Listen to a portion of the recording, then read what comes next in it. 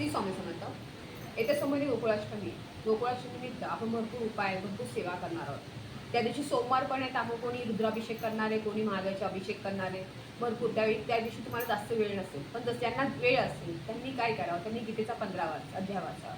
नक्की छोटा असेल, नक्की वाचा.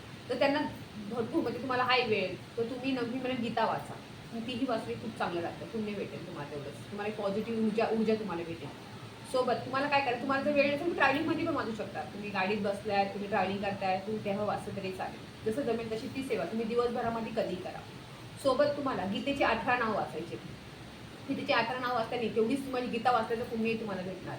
त्यामुळे ती 18 नावं नक्की वाचा. ती नाव कोणती तर गीता, गंगा, ब्रह्मविद्या, गायत्री, सीता, सत्या, ही अशी 18 नावे जी तुम्हाला मी कॅप्शनमध्ये देते ती नक्की तुम्ही वाचा. त्यानेही तुम्हाला तेवढी पॉझिटिव्ह ऊर्जा भेटणार आहे. त्यामुळे जसे जमेल तशी सेवा नक्की करा. श्री स्वामी समर्थ.